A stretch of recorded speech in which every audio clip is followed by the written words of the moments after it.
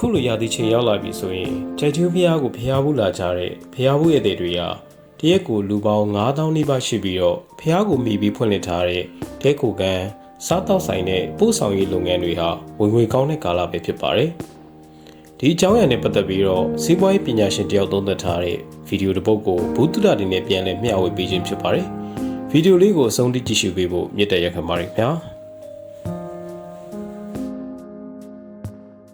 မြန်မာနိုင်ငံမှာအကောင်းဆုံးနဲ့အလုံးချုံဆုံးစီးပွားရေးလုပ်ငန်းတွေကိုပြပါဆိုရင်နာမည်ကျော်ဖျားတွေကိုအမိပြုပြီးဖွင့်လှစ်ထားကြတဲ့စီးပွားရေးလုပ်ငန်းမျိုးစုံဖြစ်ပြီးတော့ခေတ်ပြက်လေဝင်ငွေကောင်းလေပါအခုလိုကြိုက်သီးရိုးဖျားမှာဆိုရင်ရာသီချိန်ရောက်လာရင်တရက်ကိုလူပေါင်း9000နီးပါးရောက်လာကြတာမို့ဖျားကိုမိပြီးဖွင့်လှစ်ထားတဲ့တဲခုခန်းစားတောက်ဆိုင်နဲ့ပို့ဆောင်ရေးလုပ်ငန်းတွေဟာဝင်ငွေကောင်းတဲ့ကာလပါတကယ်တော့ဖျားကိုအမိပြုတဲ့စီးပွားရေးလုပ်ငန်းတွေဟာတကယ်ထိတ်ထိတ်ကျဲစီးပွားရေးလုပ်ငန်းတွေခီးသွွားလုပ်ငန်းတွေနဲ့တခြားယင်းနှိမ့်မြုပ်နှံမှုလုပ်ငန်းတွေထက်ဝင်ငွေအမျက်အစွန်းများပြားပြီးတော့အမြဲတမ်းလူထင်ကြီးခံရလေရှိပါတယ်။ဘာကြောင့်လဲဆိုရင်မြန်မာနိုင်ငံလိုဘာသာရေးယုံကြည်မှုအားကောင်းတဲ့နိုင်ငံတွေမှာဖျားပေါ်ကစီးပွားရေးလုပ်ငန်းအများစုကိုစီးပွားရှားတယ်လို့မမြင်ကြပဲပါရမီဖြည့်ပေးတယ်ဖျားဖူးတွေကိုကူညီတယ်လို့ယူဆကြတာပါ။ဒါအပြင်ဘာသာရေးယုံကြည်ချက်ကြောင့်လာကြတာဖြစ်လို့လူကြတန်းကြသလိုအတုံးအဆွဲကိုလည်းတခြားထက်